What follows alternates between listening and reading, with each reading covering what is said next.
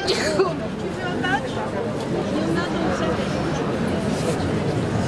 Voilà, alors.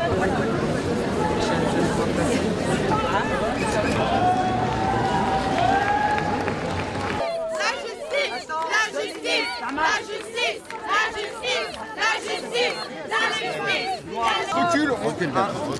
On fait un mètre autour de Muriel Robin, sinon on ne va pas pouvoir bosser. Allez-y, reculez encore un peu. Mais stop, personne ne pousse, ne poussez plus. Attendez.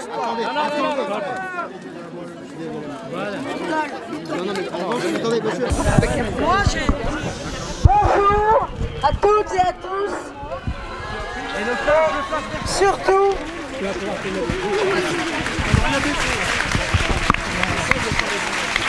et surtout, merci d'être venus si nombreux et si nombreuses. Nous sommes ensemble pour faire avancer les choses. C'est important. On ne peut plus laisser ce sujet traité comme il l'est aujourd'hui. J'ai honte, c'est indécent, ça nous concerne toutes les femmes et tout le monde, les hommes, les enfants, victimes ne sont pas oubliés. Quand je dis elles, je parle des victimes. Mais enfin, si pour une fois le féminin l'emporte un peu sur le masculin, eh bien ma foi, malheureusement ce n'est pas pour les bonnes raisons, ça veut dire qu'elles sont plus souvent et plus nombreuses en nombre comme victimes. Vous avez vu la pétition, j'imagine, et pour ceux ou celles qui n'ont pas suivi, nous sommes arrivés en 11 jours à plus de 469 000 signatures, ce qui veut dire 40 000 signatures par jour, ce qui veut dire qu'on peut être ensemble, toutes et tous, se prendre la main pour être forts, ensemble et légitimes pour demander des choses au gouvernement, des points très importants, une augmentation significative du budget alloué aux associations qui accompagnent les victimes, la création de centres d'hébergement dans tous les départements, une femme sur 10 est concernée par les violences conjugales. Nous sommes 32 millions de femmes, ce qui veut dire que 3,2 millions de femmes sont en détresse. Ces femmes ont des enfants, donc le nombre est certainement encore plus important. Ça nous touche toutes et tous. Ce sont nos mères, nos filles, nos voisines, nos amis. Nous demandons également la formation des hommes de loi, la police, la gendarmerie, la magistrature. Et nous demandons aussi d'appliquer, parce que la loi existe, l'éviction systématique du violent et le port obligatoire du bracelet électronique.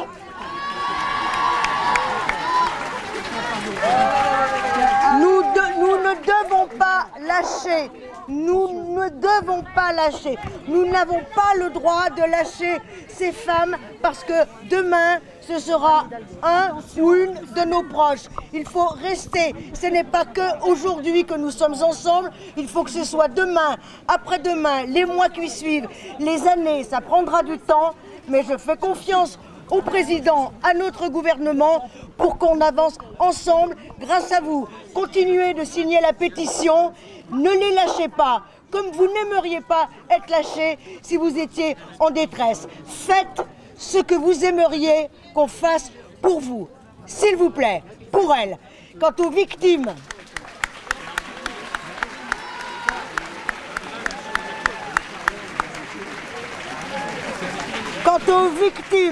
qui sont présentes ici et celles qui nous entendront, qui entendront cette parole, je vous dis fermement, il n'a pas le droit, vous n'y êtes pour rien et nous pouvons vous aider.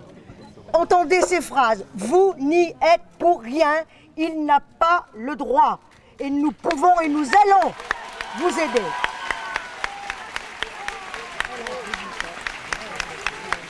On reste soudés, s'il vous plaît. Je rêve que partout, les femmes, les hommes, mais encore une fois, mention pour les femmes, on se tienne toute la main. Prenez-vous la main ensemble, s'il vous plaît. Prenez-vous, vous allez voir comme c'est beau, comme c'est chaud une main, comme ça fait une chaîne, comme ça fait un truc fort, beau. Et si on est comme ça, mais on pourra faire plein de choses ensemble. Plein, on va être fort. Merci, merci, merci. Muriel, donnez la parole aux femmes de couleur, s'il vous plaît. À toutes les femmes, à 4 millions d'euros et à côté de ça, un financement des associations à 120 000 euros. Peut-être que le contraire eût été plus juste. Et 1 milliard.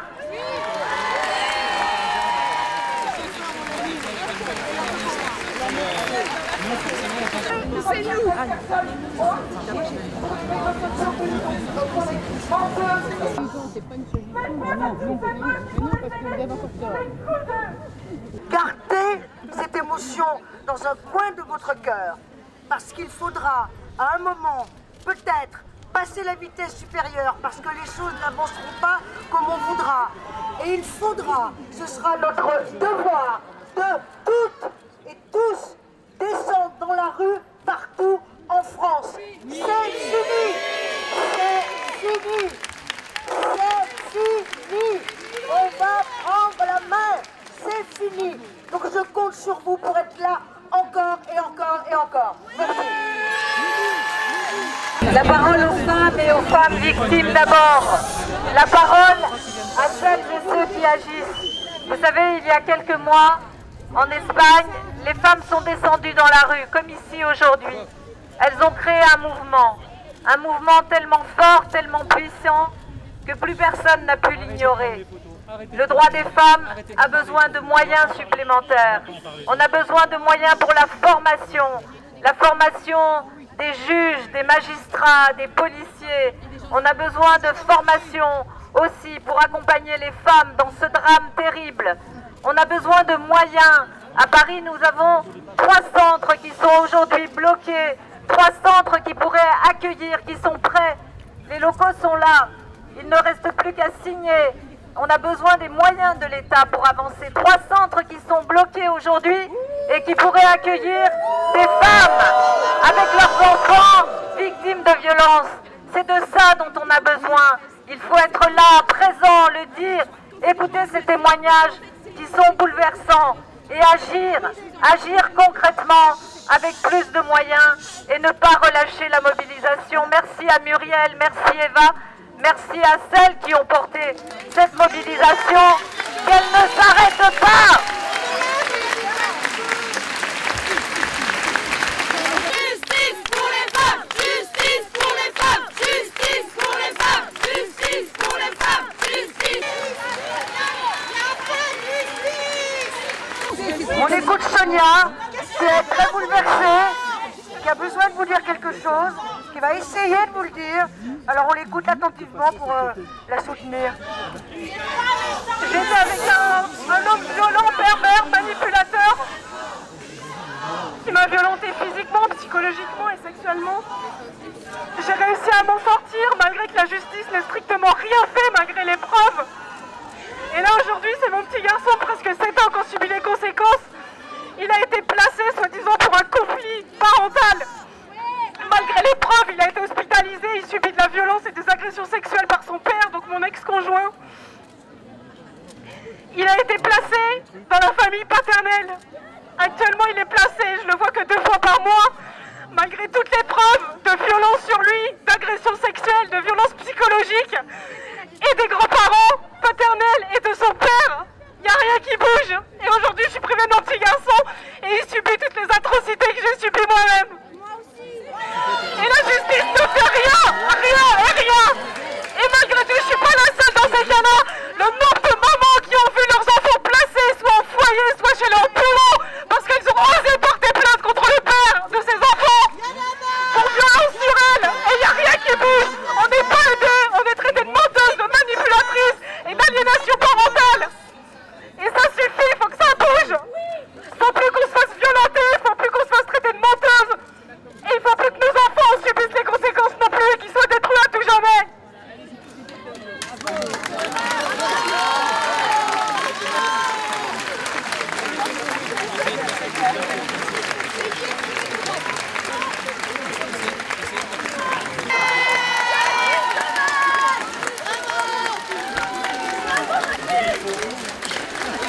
à tout le monde d'être venu, toujours, grâce à Muriel et à Yvonne. J'ai pas le droit bon, pour moi, c'est pas évident de m'exprimer parce que j'ai pas l'habitude et puis c'est assez compliqué. Nous, la justice n'a rien fait pour nous. Elle a passé notre temps à nous humilier pendant les procès. On a été bafoués, on a été humiliés, notre parole a été remise en doute dans tous les divers procès. Pour nous, ça a été très difficile. Et je sais qu'il faut faire vraiment, comme disait ma mère, il faut que ça s'arrête. Il faut que la justice change, il faut que les mentalités changent, il faut que les lois changent et qu'il y ait des aides apportées aux femmes violentées et également aux enfants, parce que moi je suis une enfant de violence conjugale. J'ai vécu ça toute ma vie et ça m'a suivi toute ma vie d'adulte. Ça me suit encore et c'est très dur à vivre. Merci à tous d'être venus et je vous embrasse tous. Merci.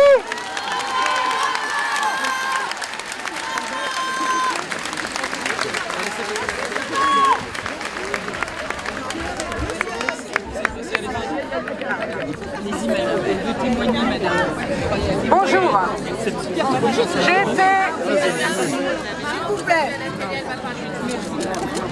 J'ai été victime, très fort, j'ai été victime pendant plusieurs années de mon père qui m'a violée. La solution que j'ai trouvée en attendant de pouvoir dire quelque chose qui ressemble à la vérité que je vivais de cette humiliation, ça a été le silence. Donc, ce qu'il faut essayer de faire avant tout, c'est d'écouter le silence de quelqu'un qui est déshonoré parce que le viol, parce que l'inceste, avant tout, c'est le fait de quelqu'un qui cherche à vous déshonorer. Or, l'honneur d'une femme, ça existe aussi. L'honneur d'un enfant, ça existe aussi. Il n'y a pas que les hommes qui se battent pour leur honneur. Il y a les femmes aussi. Et il faut se battre pour les enfants, pour l'honneur des enfants. Et il faut comprendre qu'un père qui viole sa fille, un homme qui viole une femme, ce n'est pas parce qu'il a des pulsions sexuelles, c'est parce qu'il cherche à déshonorer cette femme ou cet enfant. Oui, c'est vrai. Et cet enfant se tait. Et si cet enfant se tait, c'est parce qu'il attend de récupérer un peu de son honneur pour pouvoir ouvrir la bouche et parler. Bravo, bravo. La pétition, c'est sur change.org/sauvons-les. Merci, merci, merci.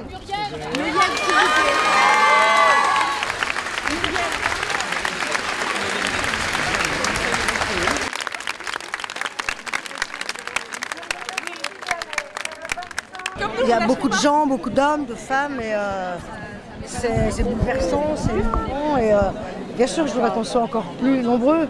On est tous, toutes concernées, tous, toutes, donc on est bien par rapport aux autres manifestations qu'il y a eu sur le sujet, je crois que c'est beaucoup plus nombreux, donc évidemment je me réjouis, mais mon Dieu, quand on entend les témoignages, il suffit de se mettre 2 secondes, de s'arrêter, d'imaginer la vie de ces femmes, hommes et enfants. On est obligé de leur tendre la main, donc il va vraiment falloir donner de l'argent pour passer la vitesse. Et on ne nous aura pas avec de la petite pommade, un petit 100 000 € là et un petit 2 millions là. C'est pas ça, c'est plus grave que ça. C'est très très grave. C'est de la santé publique, c'est national. C'est pas un petit truc, on va pas nous donner un petit miam-miam comme ça. Là, moi je le prendrais très mal. Maintenant il faut passer à des mesures sévères. Il y a énormément de douleurs qu'on entend aujourd'hui. De douleurs, de cas, de flics qui n'écoutent pas, de magistrats. Oui, qui font comme ils peuvent, les pauvres. Ils sont pas formés, ils sont pas formés. les pauvres qui sont au planton et la gendarmerie, etc. et les autres. Mais c'est ce dont nous parlons. Voilà, on est tous là pour ça. On sent que les femmes ont envie de parler. Bah, évidemment, elles ont envie de parler. Évidemment qu'elles ont envie de parler. C'est pas si souvent qu'on a la parole. Enfin, on est au Moyen-Âge, c'est pas possible. Quand je disais à Eva tout à l'heure, quelqu'un qui dit « Moi, alors, j'ai été violée de l'âge... » Mais on est où? On est où? Alors on ne va pas pouvoir changer la mentalité des hommes, mais il va falloir qu'on nous aide. On ne peut pas nous laisser comme ça, c'est non-assistance à personne en danger. C'est impossible, c'est une faute grave. Si on ne fait pas ce qu'il faut à la mesure du problème, ce sera une faute grave. Grave. C'est quoi? C'est le point de départ d'une nouvelle grande mobilisation aujourd'hui? J'espère. Une manifestation pour elles et pour d'autres choses. Pour les femmes, il y a tant à faire. On est zappés, ça va pas. Donc si on est ensemble et si on arrive à fédérer, plus on sera nombreux, eh ben oui, on aura la parole. Il y a bien un porte-parole du gouvernement, pourquoi il n'y aurait pas un porte-parole du peuple qui dirait, ben voilà, mais si on est 468 000, c'est formidable, mais si on est 6 millions, si on est 12 millions, si on est 20 millions et qu'on dit, ah non, ben nous, ça ne nous va pas. Ah, ils ne sont pas contents. Comment vous le savez? On le sait parce qu'on le sait, on est tous liés. Et on peut avec les réseaux sociaux, on a une force incroyable, ensemble, tranquillement. Il n'y a pas à s'énerver, il y a juste à dire, on est là, la force, la grosse vague qui avance. Pas de vague, de tsunami, la grosse vague qui avance et qui n'arrêtera pas d'avancer. Grosse vague. Donc c'est entre les mains de tous. Je rêve de ça, moi. Je ne rêve que de ça. Quel est le message que vous avez envie d'envoyer au gouvernement aujourd'hui là? Mais je le redis, je dis c'est grave. C'est très grave, c'est un problème national. C'est vraiment de l'ordre de la santé publique. Ça concerne beaucoup de femmes. 1 sur 10, nous sommes 32 millions, donc 3 millions d'autres femmes, avec des enfants, des hommes aussi, des victimes. Et tout ça, c'est des générations de gens fracassés psychologiquement. Ce sont des vrais bugs qu'il y a dans le cerveau, des vrais chocs psychotraumatiques qui font des vrais dégâts, qui empêchent le discernement. Il faut aider ces femmes, il faut qu'elles soient reçues par des personnes spécialisées. Il faut les traiter comme si c'était votre fille, Monsieur le Président, ou votre fils. Il faut faire ce qu'on aimerait qu'on nous fasse. Il faut traiter ça. C'est pas possible. Sinon, on aura un pays avec 150 cadavres par an qu'on peut sauver, qu'on peut aider. C'est plus possible la condition de la femme. Et on n'inclut pas les femmes violées, etc. On a du boulot. C'est pour ça qu'il faut qu'on soit ensemble, très nombreux, pour être là, présents pour ce problème et peut-être pour d'autres à venir. D'accord. On avait l'impression que les choses avançaient beaucoup ces derniers temps. Pardon? On avait l'impression que les choses avançaient beaucoup ces derniers temps et finalement c'est toujours pas assez, on parle pas assez du problème, il n'y a pas assez de moyens, c'est ça? Il faut 1 milliard. Les choses, moi je suis très contente, je n'aime pas la critique pour la critique, que Marlène Schiappa donne 100 000 € pour le 39-19, mais les associations, elles tournent avec 25 millions, il leur faudrait 50 millions. 100 000 €, c'est presque se moquer. Je suis désolée, Marlène, c'est se moquer de nous, quoi. Et on met 3 millions pour de la pub, pour dire aux personnes d'aller parler. Mais moi, je l'aime pas, cette décision. Leur dire d'aller parler, on va donc savoir qu'elles sont plus nombreuses, mais elles seront reçues comment? Elles seront traitées comment? Ça va faire qu'elle va être encore plus nombreuse. Mettons d'abord en place un système qui fasse que le problème soit traité.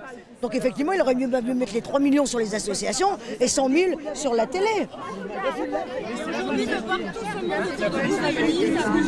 Ça donne de la force aux propos. Et sur la pétition, il faut continuer, change.org/sauvons-les.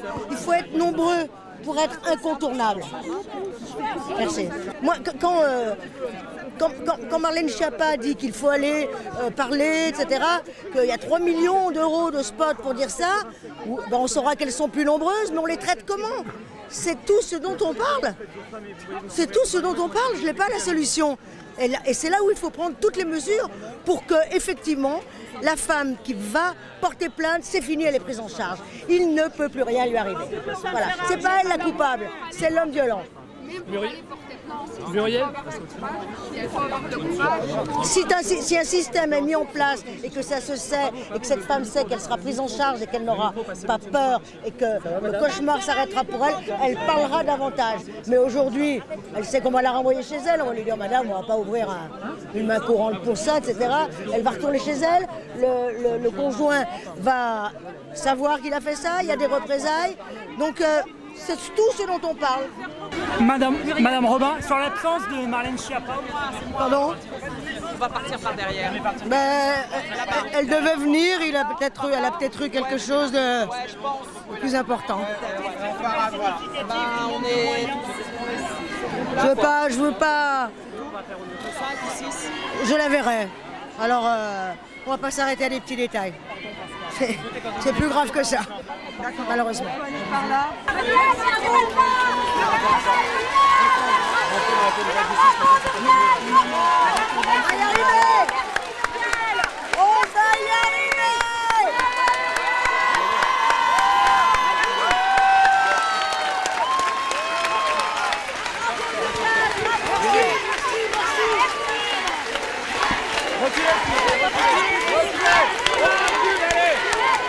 Très surprise, bouleversée par le nombre de présentes.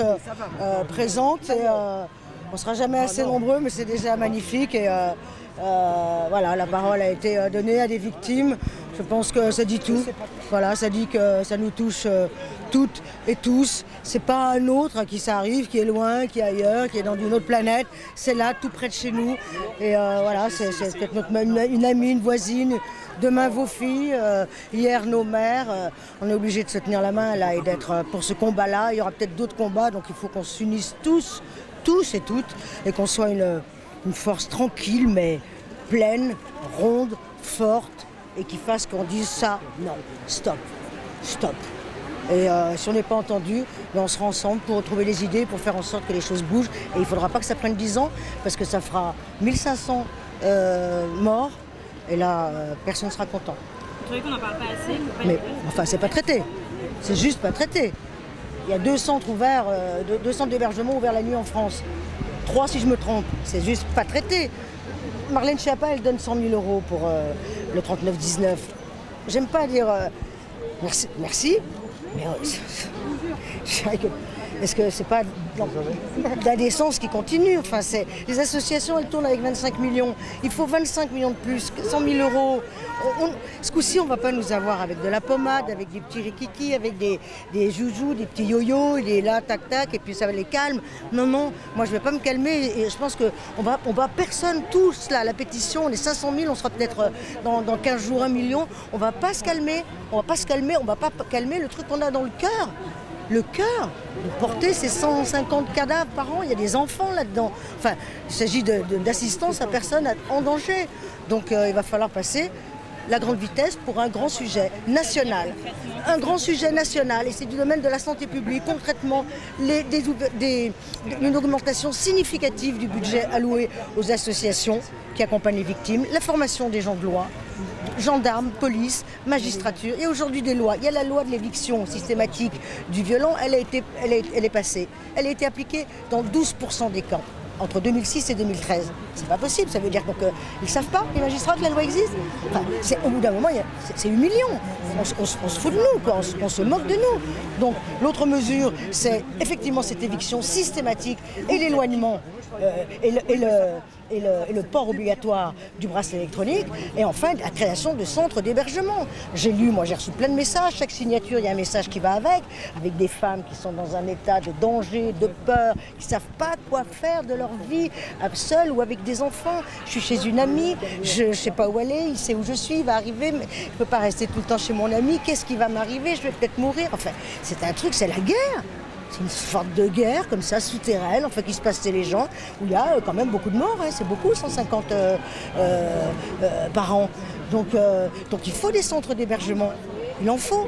Une femme sur 10 est concernée par les violences conjugales. Ça fait du monde, nous sommes 32 millions, ça fait 3 millions de femmes, plus les enfants, etc.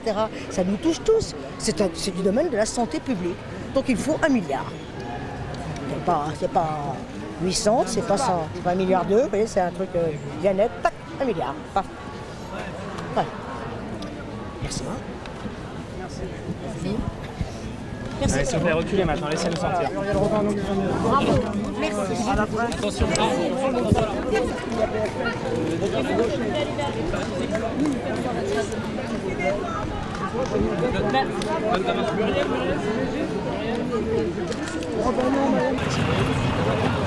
c'est un taxi.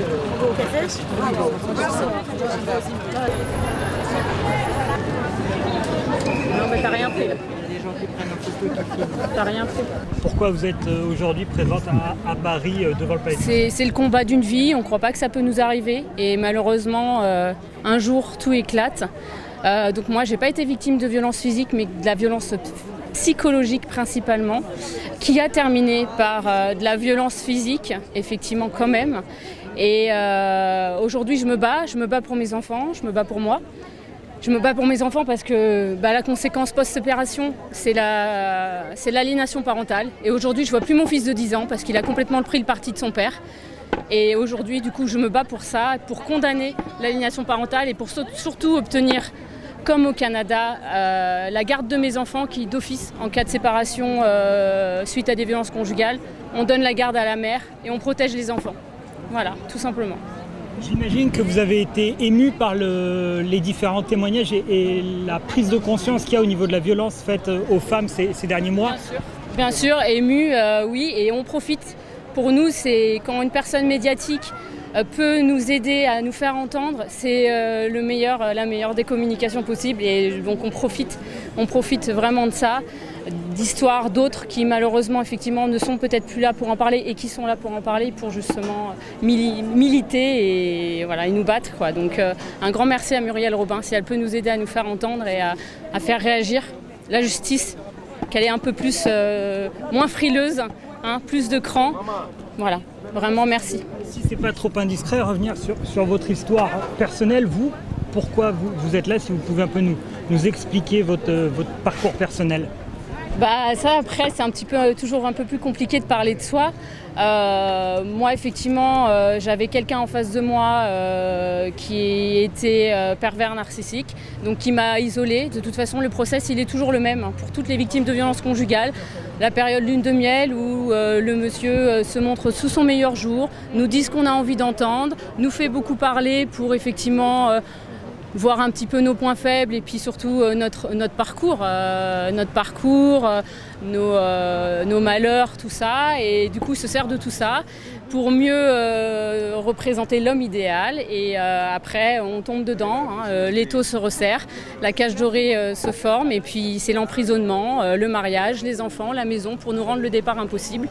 Et après, au bout de tant d'années, on prend sur nous, on perd confiance, il nous empoisonne et voilà. Après, ça explose. On veut retrouver notre liberté.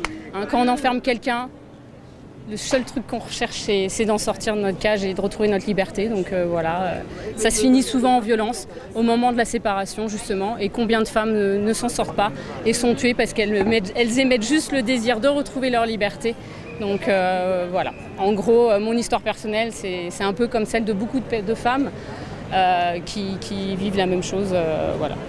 C'est un processus qui a mis longtemps chez vous. Vous parlez de cette cage dorée, de cet emprisonnement. Ça prend du temps quand même. Ça prend du temps. Oui, c'est un processus qui prend du temps. Faut qu'on prenne confiance parce que généralement on est toujours très petit peu douteuse, hein, quand on sort de relations qui ne sont pas forcément bien passées, on a du mal à avoir confiance. Donc oui, ça prend du temps. Ouais, ça prend du temps. C'est pas tout de suite qu'on tombe dans le panneau. En fait, il se fait démasquer au bout de quelques années. Il y a toujours des petites choses qui nous disent ça c'est pas normal et tout, mais on se dit mais il est trop bien et puis il paraît tellement bien à l'extérieur parce que ça, leur aspect à l'extérieur, c'est juste ça qui nous pose problème aussi, puisqu'on se dit que c'est nous le problème en fait. C'est pas eux, c'est nous en fait. Vous parlez de l'aspect extérieur, c'est-à-dire qu'ils trompent entre guillemets par l'attitude les proches, vos proches notamment. Bien sûr. Hein, ils font le filtre déjà dans les proches. Hein. Ils voient ceux qui auraient plutôt qui pourraient être un danger pour nous de nous ramener à la raison, et puis ceux qui ne sont pas un danger. Et là, par contre, c'est la grande séduction. Hein. C'est le gendre idéal, l'ami idéal, le beau-frère idéal. Et voilà, après, effectivement, les gens nous disent, mais t'es sûr, il t'a fait ça? Parce que franchement, il est tellement parfait à l'extérieur. Il est tellement agréable, il rend service, tout ça, c'est bizarre. Bah ouais, mais les gens ont du mal à nous croire. Et puis comme nous, ils nous puisent toute notre confiance en nous et tout ça, qu'on se dit que c'est peut-être nous le problème en fait. Et quel a été le point de bascule dans votre relation et la prise de conscience de votre côté et de la part de vos proches? On va dire qu'un événement personnel a fait en sorte que voilà, la situation éclate. Et un événement qui a donné lieu à des violences et qui a engendré mon départ. tout simplement. Et aujourd'hui, vous parliez des enfants. Comment est la situation familiale? Et comme je vous disais, en fait, mon fils aîné, j'ai 2 garçons. Mon fils aîné de 10 ans a complètement pris le parti de son père, puisqu'ils ont l'art et la manière de se poser en parfaite victime. Et donc, mon fils aîné, je ne le vois plus. Il ne me parle plus, il me traite de pute aujourd'hui, il n'a que 10 ans. Et je me bats pour faire reconnaître l'aliénation parentale et la punir. Parce que pour moi, c'est rien de tel. Aujourd'hui, il grandit sans sa mère et je grandis sans lui et je trouve ça d'une injustice mais intolérable. Si vous aviez un message aujourd'hui au gouvernement et à Marlène Schiappa qui est chargée de ces questions d'égalité entre les femmes et les hommes? Que la justice ait le cran, vraiment, parce que je trouve que la justice est très très frileuse. Elle n'ose pas prendre les bonnes décisions, elle n'ose pas séparer les fratries et il faut, puisqu'effectivement il y a des victimes collatérales qui sont les enfants et ça c'est inadmissible qu'on laisse. Pour moi aujourd'hui clairement, mes enfants sont en non-assistance à personne en danger, à enfants en danger et je ne peux pas, malheureusement je ne peux pas me battre contre la justice française mais c'est juste révoltant de ne pas tout de suite avoir protégé mes enfants de cette personne violente, puisqu'il faut savoir qu'un homme qui est violent avec sa femme sera forcément violent avec ses enfants. Et ça, je trouve ça scandaleux qu'il n'y ait pas de disposition au niveau des lois qui soient mises en place à ce niveau-là. Vous parliez de vos enfants, de votre fils aîné qui a pris le parti de son père. Vos proches aujourd'hui sont de votre côté, j'imagine? Bien sûr, ils sont de mon côté. Il faut savoir que le processus de l'aliénation parentale, il se met en place très progressivement, mais très rapidement. Moi, du jour au lendemain, ma famille, ça a été les méchants, et sa famille, ça a été les bons. Et donc, voilà, mon fils, quoi qu'intérêt, quoi qu'amour qu'il puisse porter à sa mère, pour lui, est une trahison envers son père. Donc, c'est tellement plus facile, du coup, de rester avec son papa et de plus vouloir voir sa maman. On reste une personne à part entière, il ne faut pas l'oublier.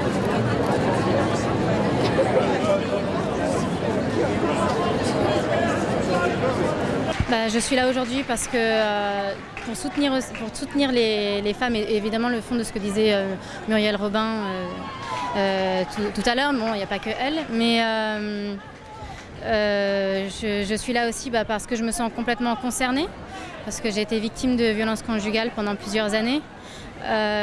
Et aussi de toute façon parce que c'est quelque chose pour laquelle il faut lutter et pour soutenir les femmes qui sont encore battues, parce que moi j'en suis sortie, mais il y a encore énormément de femmes et d'hommes d'ailleurs qui sont victimes de violences conjugales entre autres, mais donc voilà, donc je suis ici. Et votre histoire personnelle justement, parce que vous en êtes sortie? Oui. Qu'est-ce qui vous est arrivé? Vous voulez dire mon déclic? Alors mon petit déclic, j'étais en Espagne et j'ai tellement raconté si vous voulez pour le coup. Donc j'étais en Espagne et donc il y a eu une énième dispute, une parmi tant d'autres. Mon fils, j'étais en train de coucher mon fils de 5 ans, qui a 5 ans maintenant, donc il avait 3 et demi à l'époque. Et puis parce que j'avais osé parler en fait à un Espagnol, on parlait de cinéma parce que je suis cinéphile et on parlait de ça, et j'ai osé m'adresser à un homme qui avait sa copine d'ailleurs à côté de lui et rigoler avec cette personne. Et j'en ai entendu parler pendant tout le chemin du retour. Évidemment, il y a eu plein d'insultes que je ne citerai pas parce que c'est pas poli. Plein d'insultes et donc ça allait en crescendo comme toujours. Ça a continué avec des coups, strangulations, des menaces de mort et autres. Et en fait, comme beaucoup de fois, une fois que mon fils était couché et que du coup le monsieur était un petit peu mis à l'écart, j'ai eu une envie suicidaire. Donc je suis allée dans la cuisine et j'ai pris un couteau et j'ai commencé à me le planter en fait à ce niveau-là. Et j'ai encore une petite trace d'ailleurs. Et après je me suis dit, mais Lauriane, qu'est-ce que tu es en train de faire? Il y a ton fils qui est à côté, il a besoin de toi. Si tu n'es pas là, comment il va faire? Et pile poil à ce moment-là où j'allais tout lâcher et reprendre mes esprits, en fait, monsieur est arrivé. Et il m'a prise, il m'a collée contre le mur, il m'a donné des baffes, soi-disant pour me calmer. Il m'a claqué,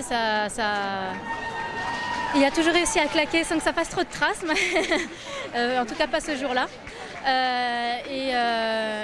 Il a appelé en même temps la police. Il y a eu strangulation, des menaces de mort encore une fois, etc.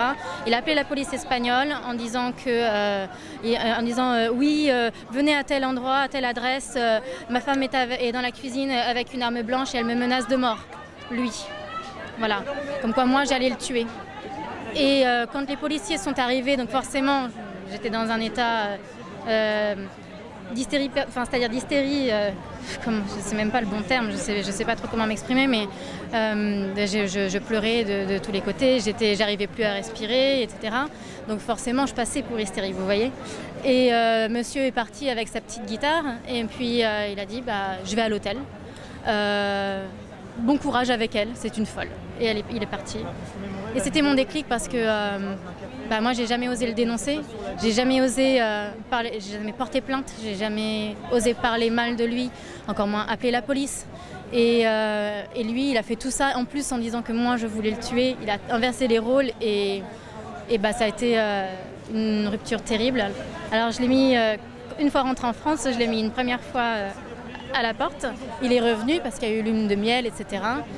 Mais je l'ai mis une deuxième fois à la porte et c'était la bonne cette fois-ci et même encore maintenant, il essaye d'avoir une certaine emprise psychologique, en tout cas un contrôle sur ce que je fais, avec qui je suis. Mais il le fait de manière très subtile, évidemment. Et il a encore les droits sur mon fils, ce qui fait que en ce moment même, il est avec lui.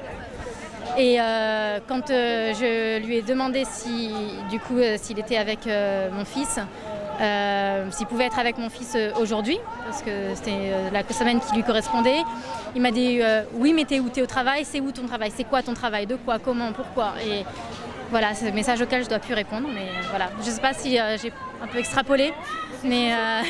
C'est très bien, vous disiez que c'était quelque chose d'habituel puisque c'était pas la première fois. C'était pas une seule fois, non, c'était plein de fois. C'était sur un peu moins de 7 ans avec lui, en vie commune. Ça a été au moins 4 ans et demi de violence conjugale quasiment quotidienne, en tout cas hebdomadaire sûre, sachant que les insultes étaient quotidiennes et la violence psychologique dont on ne parle pas assez souvent et qui n'est pas assez reconnue, elle était évidemment quotidienne. Voilà. Vous parlez des traces physiques que vous avez, il y a encore des traces psychologiques surtout, j'imagine. Évidemment qu'il y a des traces psychologiques, je pense, pour tout le monde, c'est-à-dire qu'il y a des séquelles. Par exemple, maintenant j'ai retrouvé quelqu'un de bien, par contre ça change, je vous assure, c'est très bien, mais par exemple la dernière fois je faisais ma petite vaisselle et en fait il est venu me prendre par derrière dans les bras et juste pour me faire un câlin et en fait j'ai sursauté, j'ai cassé ma vaisselle parce que j'ai eu peur, j'ai pris peur parce que d'habitude c'était pas pour me faire un câlin qu'on venait derrière, c'était pour me faire des réflexions, pour me coller contre le mur, me pousser, même la nuit j'ai des terreurs nocturnes comme les enfants.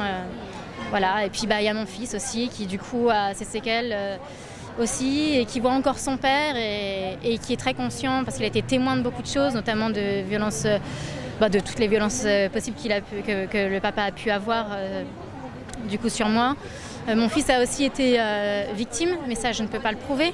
Il y avait ce qu'il appelait la chuleta en espagnol, c'est-à-dire qu'on tirait les cheveux d'ici. Essayez, ça fait mal. Et quand mon fils faisait une bêtise, il le tirait, il le levait du sol comme ça, il m'obligeait à le faire aussi.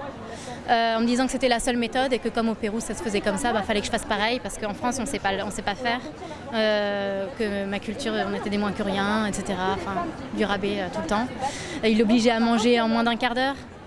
Voilà. Et après, maintenant, en fait, c'est tout le contraire. C'est-à-dire que quand mon fils est avec lui, il a tous les cadeaux possibles. Bizarrement, il a trouvé un travail, d'ailleurs. J'ai appris ça. Bizarrement, il a plein d'argent d'un coup. Et, alors qu'il m'obligeait à avoir du coup les aides de la CAF, à lui en faire profiter, etc. C'est moi qui payais tout, qui faisais tout. Et votre fils arrive encore à voir son père sans avoir peur auparavant, sans en parler Je pense qu'il en a peur. Après, maintenant, comme son père fait absolument tout ce qu'il veut et que c'est devenu le roi du monde, si vous voulez, il n'en parle pas comme ça. Mais il sait que son père a fait des choses de mal parce qu'il me le dit. Et pas tous les soirs, mais quand il a des moments de crise, des cauchemars, il me parle beaucoup de son père et de ce qu'il a pu nous faire et surtout me faire. Mais en fait c'est nous, quand c'est moi c'est nous forcément. Mais voilà, il a dit mon père me manque, j'aurais tellement voulu que vous restiez ensemble, mais qu'il soit gentil avec toi. Et c'est surtout cette fin-là, et ça c'est difficile en tant que maman, je trouve. Ce rassemblement aujourd'hui, vous en pensez quoi? C'est une bonne chose, j'imagine? Mais évidemment que c'est une bonne chose. À chaque fois qu'on fait un rassemblement pour des violences faites aux femmes, dans ce cas-là, violences conjugales, à chaque fois qu'on fait un sujet à la télé sur ce sujet, à chaque fois qu'on en parle à la radio, à chaque fois qu'on en parle à l'apéro, c'est une bonne chose, évidemment. Comment on explique que ce sujet revient de plus en plus dans les médias, etc., qu'on en parle de plus en plus? Alors déjà, c'est quelque chose qui a toujours existé, malheureusement, depuis des milliers d'années. Ce qui s'est passé, c'est, je pense, qu'il y a un énorme ras-le-bol qui grandit depuis des dizaines et voire des centaines d'années. Et à chaque fois qu'on en a marre, on gagne un peu du terrain, on gagne une voix. La voix des femmes est de plus en plus respectée. Elle n'est pas encore totalement légitimisée. Qu'est-ce qu'il faudrait faire pour aller plus loin et empêcher les violences faites aux femmes? Oh là là, mais c'est... Ça, alors... Déjà, il faut les reconnaître. C'est-à-dire que les chiffres, ils existent. Il faut montrer que cette inégalité, ces violences, elles existent. C'est le premier pas, reconnaître qu'on a besoin de ce combat, qu'on a besoin du féminisme. La deuxième chose, c'est aller comprendre à quel point c'est ancré dans notre société. C'est très complexe. Ça se retrouve à plein de couches. Moi, ça fait plusieurs années que je lis sur le sujet. Tous les jours, je découvre encore. C'est hyper intéressant d'un point de vue sociologique, d'un point de vue psychologique. C'est des mécanismes. Il faut les comprendre. Il faut en parler. Donc ça veut dire, moi, j'aimerais voir à la télé des débats sur le féminisme, sur le sexisme, comprendre, aller parler, que ce soit la virilité des petits garçons, que ce soit la pression des petites filles à la beauté, que ce soit la représentation dans les publicités, que ce soit tout un tas de choses. En fait, les sujets sont tellement vastes. Après, pour moi, il y a une prise de conscience qui est très très importante. Et à la suite de ça, évidemment, il faut débloquer des moyens. Il faut surtout avoir une tolérance zéro envers le sexisme et surtout l'impunité. L'impunité, mais il faut en finir avec l'impunité. Il faut en finir avec la solidarité avec ces agresseurs, ces harceleurs. Ce genre de rassemblement et le fait que votre histoire a été largement médiatisée, est-ce que c'est une bonne chose? Ça permet de faire avancer les choses? Évidemment, évidemment. À chaque fois qu'on en parle, ça fait avancer les choses. Mais il faut aussi donner des solutions. Et pour ça, il faut donner de la visibilité à toutes les personnes qui sont expertes en la matière. Évidemment que c'est un pas en avant, mais après, quand on écoute... je ne sais pas si vous avez écouté les témoignages des femmes, mais c'est terrible. C'est terrible. Il faut nommer les choses telles qu'elles sont. Aujourd'hui, on a une justice patriarcale. Les lois, elles sont pas assez bien faites. Même moi, j'ai été harcelée sexuellement avant de me faire frapper et ça n'a pas été retenu. Il en faut plus pour eux. Il en faut plus. On est censé supporter plus, on est censé accepter. Et puis même quand on va au commissariat pour une plainte de viol, on se la voit refuser. Ils attendent quoi? Qu'on soit morte? Et même quand on est morte, on nous dit pas qu'on a été tuée parce qu'on était une femme. On nous dit un crime passionnel, une dispute qui tourne mal. Mais il faut mettre les mots, les vrais mots. Il y avait beaucoup de monde qui était là aujourd'hui. Ce que je déplore malheureusement, c'est... Si vous allez écouter les femmes, il n'y a que des femmes en fait devant. Il n'y a que des femmes. Et il n'y a pas d'hommes en costume, il n'y a pas de policiers, il n'y a pas de juges en civil. Il n'y a pas d'hommes en fait, il n'y a pas beaucoup d'hommes. Il y en a, mais il n'y en a pas beaucoup. Et ça concerne tout le monde. Il faut être optimiste, il faut continuer à se battre. Parce que le moment où on perd l'espoir, c'est fini quoi. Et puis attendez, je peux pas me permettre de dire que je suis pas optimiste. Il y a plein de femmes qui n'ont pas la chance d'avoir la voix que j'ai. Il y a plein de femmes qui souffrent en silence. Il y a plein de femmes qui n'ont personne pour les aider, évidemment, on n'abandonne pas, on va continuer à se battre jusqu'au bout.